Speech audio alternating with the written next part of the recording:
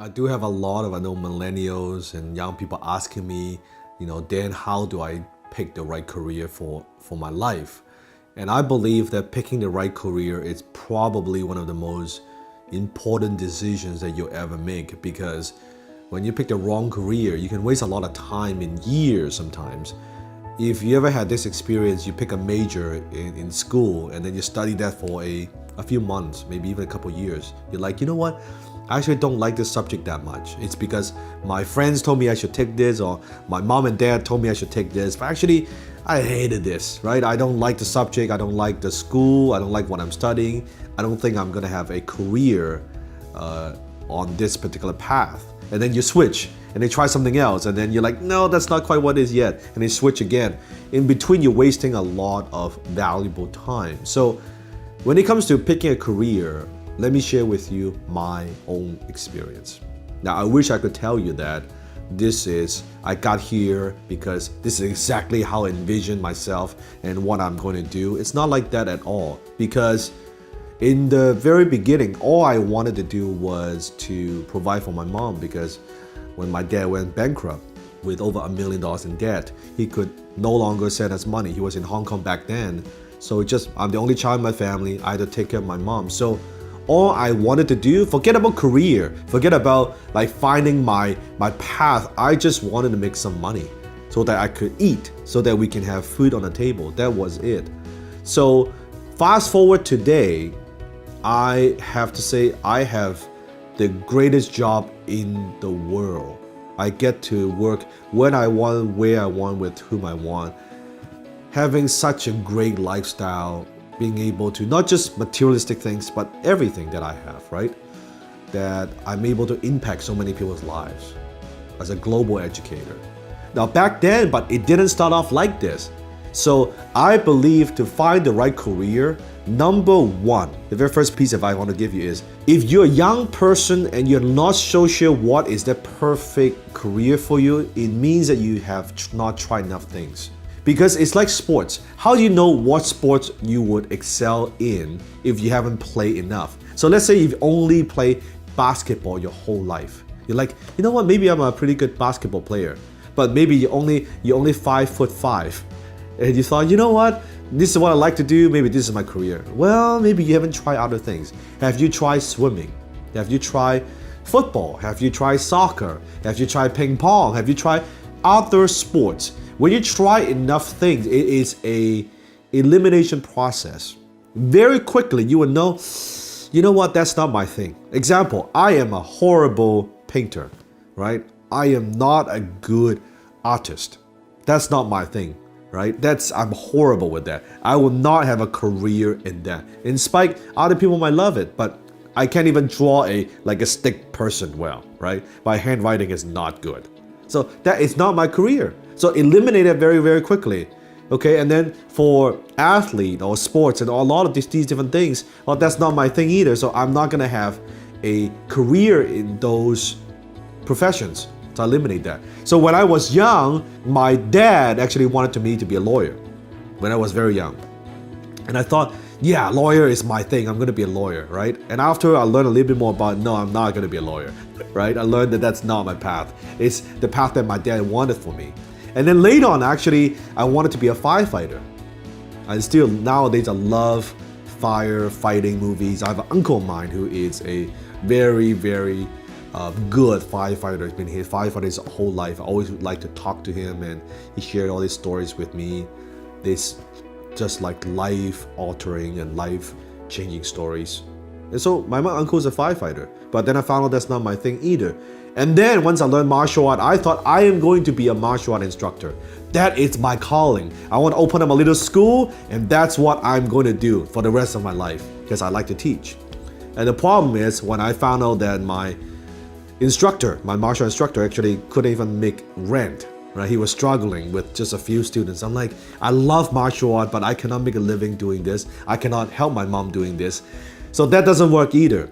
And I tried many, many different things and stumbled upon business. I started being a copywriter and consultant and speaker. And a lot of these different things, not in a million years could I imagine I would be doing what I'm doing today.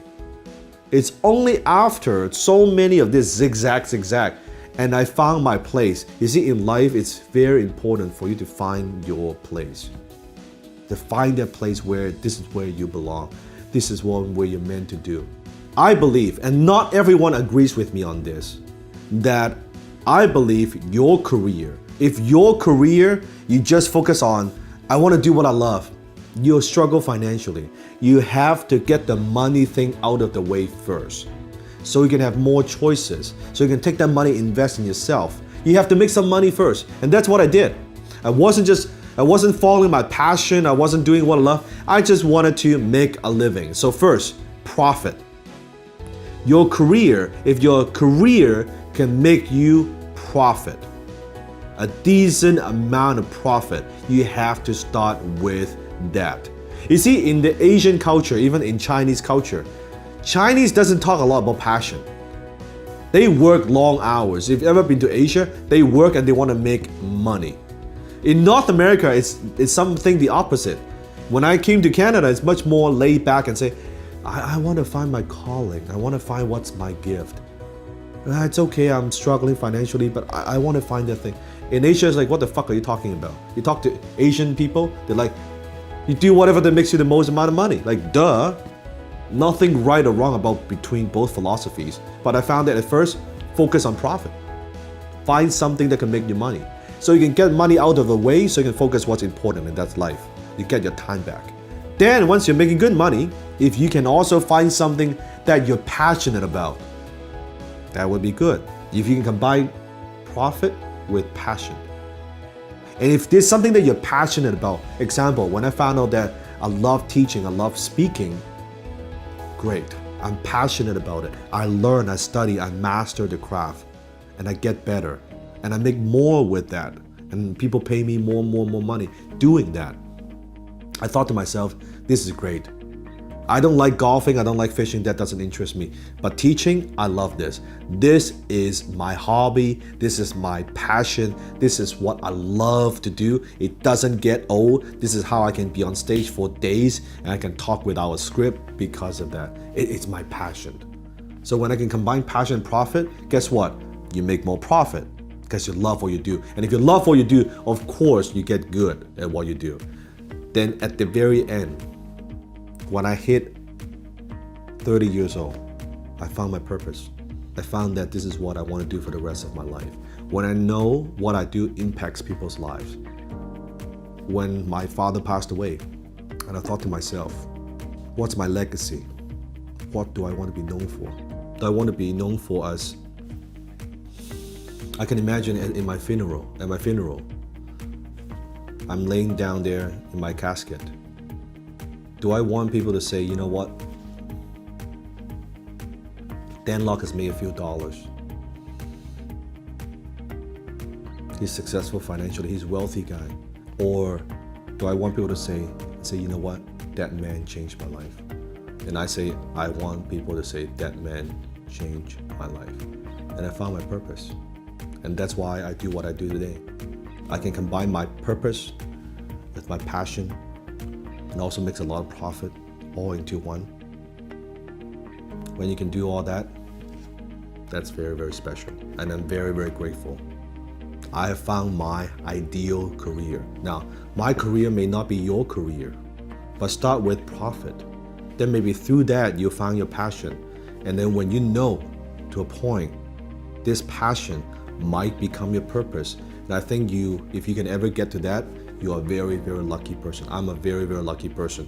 When I can live every day, living my purpose, following my passion, and also making a lot of profit, life doesn't get better than that. So that's my recommendation.